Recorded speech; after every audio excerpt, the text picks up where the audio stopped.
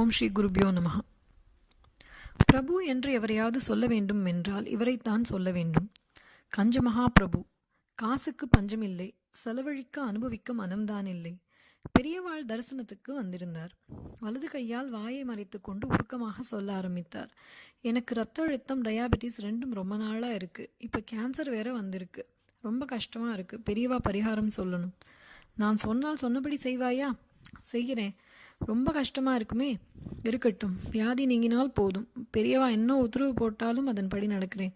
Blood pressure, cancer, sugar எல்லாம் என்னை விட்டுட்டு போனால் போதும் என்று சொல்லிவிட்டு கண்களை துடைத்து கொண்டார்.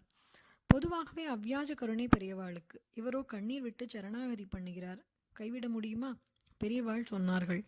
கிணற்றில் தண்ணீர் இருக்கு. தண்ணீர் என்னுடையதான் என்று சொந்தம் கொண்டாடி கிணறே தண்ணீரை குடித்து விடுவதில்லை. மரத்தில் பழம் பழுக்கிறது. என் மரத்து பழம் நான் தான் சாப்பிடுவேன் என்று மரம் பழங்களை சாப்பிடுவதில்லை. பசுமாடு பால் கொடுக்கிறது. பசுமாடு பால் குடிப்பதில்லை. எத்தனையோ செடி கொடிகள் காய் காய்க்கின்றன. ஒரு காயை கூட அவைகள் தமக்கு என்று வைத்துக் கொள்வதில்லை. இப்படி ஓரறிவு ஈரறிவு படைத்த பிராணிகளே கூட பரோபகாரம் செய்கின்றன.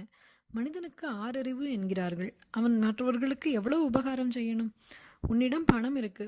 நீயும் சரியாக அனுபவிக்கல, பரோபகாரம் தர்மமும் செய்யல. போன ஜென்மத்து பாவங்கள் ஒன்று சேர்ந்து வியாதியாக வந்து உன்னை படுத்துகிறது. பாவம் போக வேண்டுமானால் தான தர்மம் செய்யணும். இஷ்டாபூர்த்தம்னு தர்ம காரியம் தெரியுமோ? குளம் வெட்டுறது, கோவில் திருப்பணி, ஏழைகளுக்கு உதவி, சொந்தக்காரர்களுக்கு உதவி, இப்படி நல்ல காரியங்களில் பணத்தை செலவிடணும். அப்புறம் வியாதிகளால் கஷ்டப்படுற அனாதைகளுக்கு மருந்து வாங்கி கொடு. அம்மா அம்மான்னு ஒருத்தன் கையை நீட்டினால் அவன் வெறும் கையோடு போகப்படாது என்ன? உங்ககிட்ட இருக்கிற பணத்துக்கு நீ ட்ரஸ்டி, அவ்வளவுதான். சொந்தக்காரன்னு நினச்சிக்காதே. கஞ்ச மகாபிரபு குலுங்கி குலுங்கி அழுதார். பின்னர் கர்ண மகாபிரபுவாக நீண்ட காலம் ஜீவித்திருந்தார். பெரியவா ஒரு ஸ்பெஷலிஸ்ட். எல்லா நோய்களுக்கும் நோய் நாடி, நோய் முதல் நாடி, நோயாளிகளின் உள்ளமும் நாடி அதற்கேற்றபடி மருந்து கொடுப்பார்கள்.